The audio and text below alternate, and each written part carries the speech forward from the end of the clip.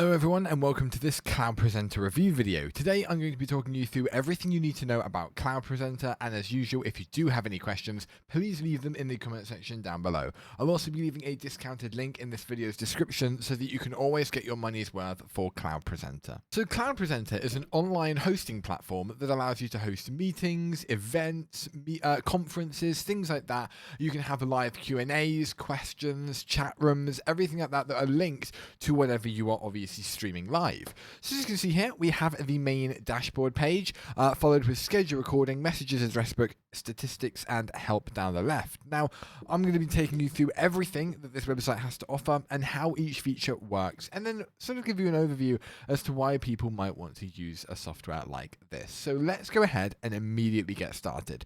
The dashboard shows us our limitations. So we have our capacity, our renewal, our recordings, our library space, our modules, and then we have anything, for example, any sessions that we've got planned, any messages that we have from people, and also our address book for our contacts. Now, if you hit this new meeting button, you can create a meeting in order to be added to your schedule. So as you can see, you can put the topic in here and we'll call it meeting number 1, and then we'll have the date, and we'll have it basically just start in 4 minutes time, for instance, and have it as 60 minutes as a length. You can also set the time zone and a password if you want people to be able to join only specific people. But once you're done, you can either invite, you can go to advanced options if there are any things that you want to add, for example, participants, access, for example, any of these features. So you can have breakout rooms similar to things like Google Meet and Zoom. You have new meetings, so anything when somebody's new to the meeting, it will sort of depend on what happens, whether their video turns on or off. Registration, for example, allowing or requiring, and also invitation sending as well.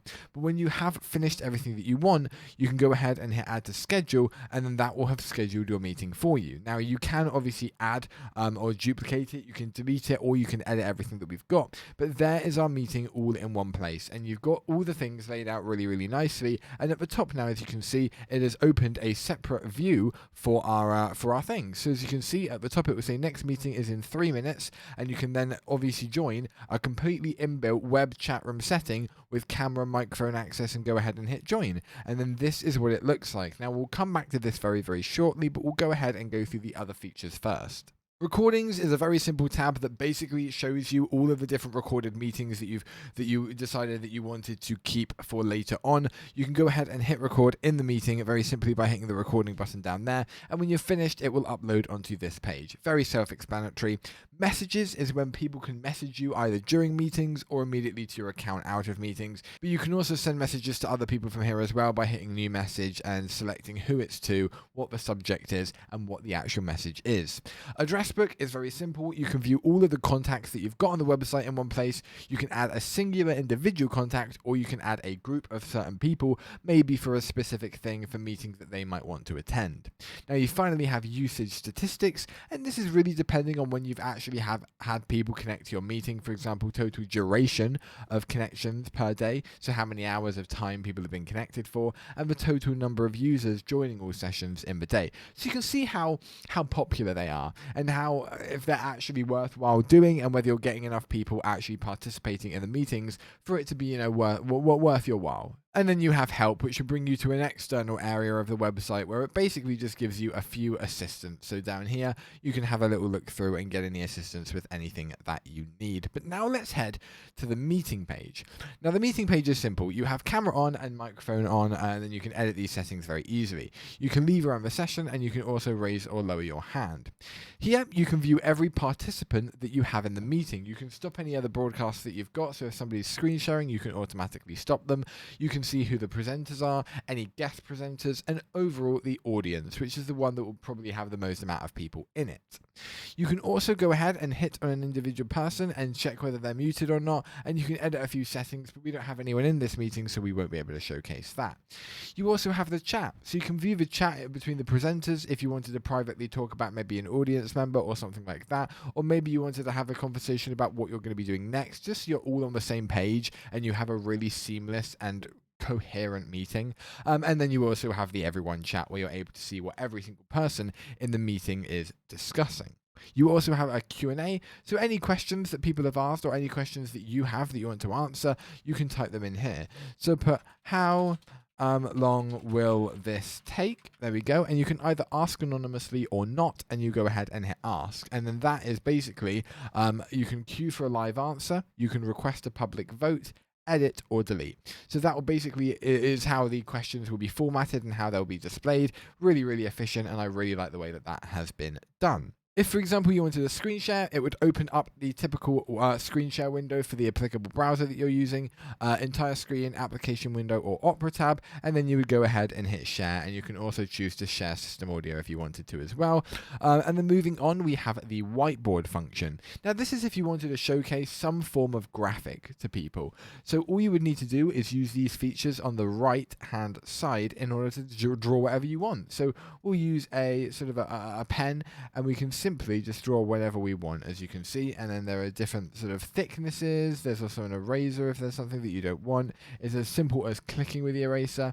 You also have a highlighter mode if there's things that you want to highlight, and also a very simple pencil mode if that is your forte as well. So you have many different modes in order to write with. You can create shapes as well. You can create circles. You can create lines that connect point to point, just for more visual representation, maybe to do with something that you're talking about.